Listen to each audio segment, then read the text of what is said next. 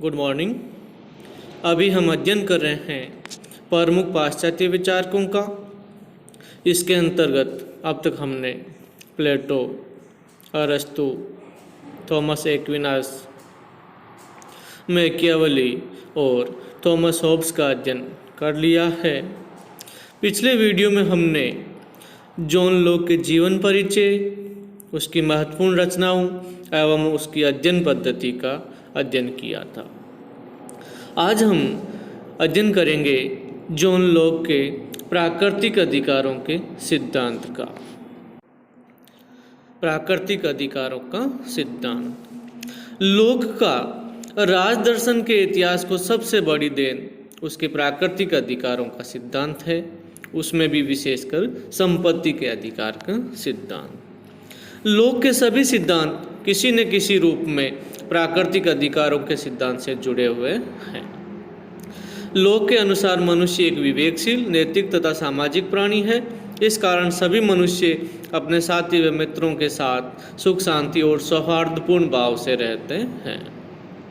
Lock ने एक ऐसी अवस्था की कल्पना की है जिसमें सभी व्यक्ति शांतिमय तरीके से राज्य के बिना ही रहते हैं।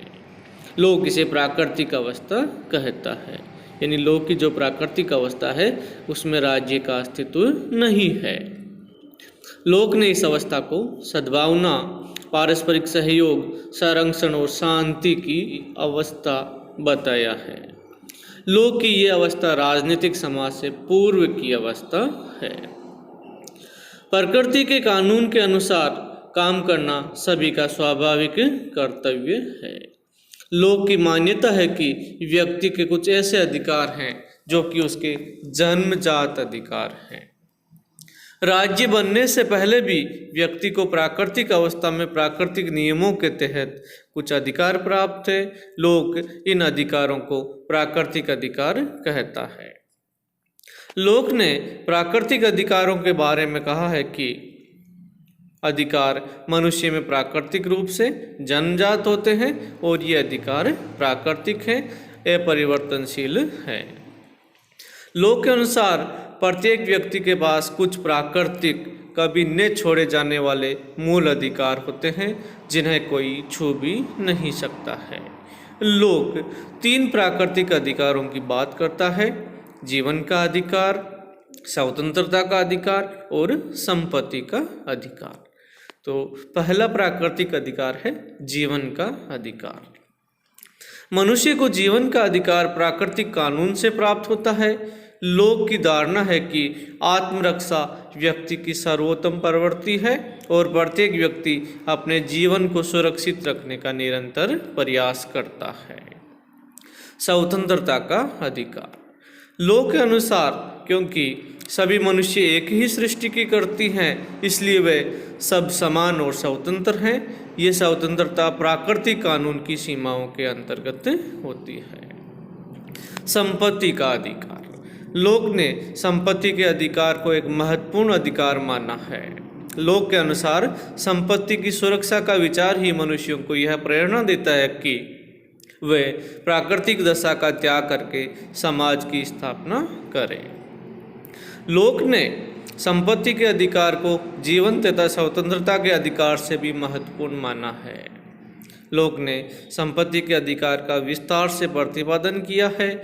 संकुचित अर्थ में लॉक ने केवल निजी संपत्ति के अधिकार की व्याख्या की है। व्यापक अर्थ में लॉक ने जीवन तथा स्वतंत्रता के अधिकारों को भी संपत्ति के अधिकार में शामिल किया। प्राकृतिक अधिकारों के सिद्धांत की आलोचना।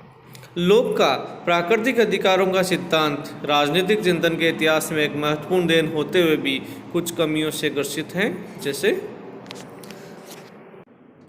लॉक का यह कथन कि अधिकार राज्य या समाज से पहले उत्पन्न हुए इतिहास, तर्क या सामान्य बुद्धि के विपरीत है।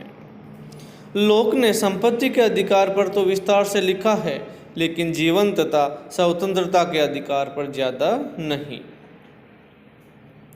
लॉक के प्राकृतिक अधिकारों में परस्पर विरोधाभास है। एक तरफ तो लॉक उन्हें प्राकृतिक मानता है और दूसरी तरफ श्रम को संपत्ति के अधिकार का आधार मानता है। लॉक का प्राकृतिक अधिकारों का सिद्धांत पूंजीवाद का रक्षक है। लोक ने स्वतंत्रता पर जोर दिया है, समानता पर नहीं। लोक के अधिकारों का क्षेत्र सीमित है।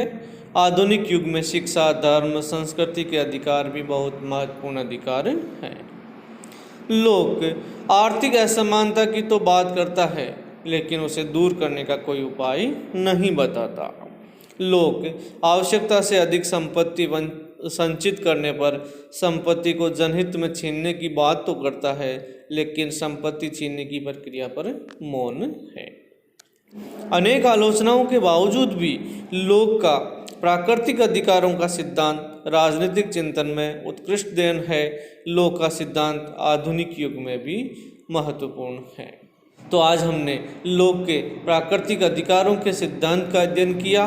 उम्मीद है ये वीडियो आपको अच्छा लगा होगा। Thank you very much.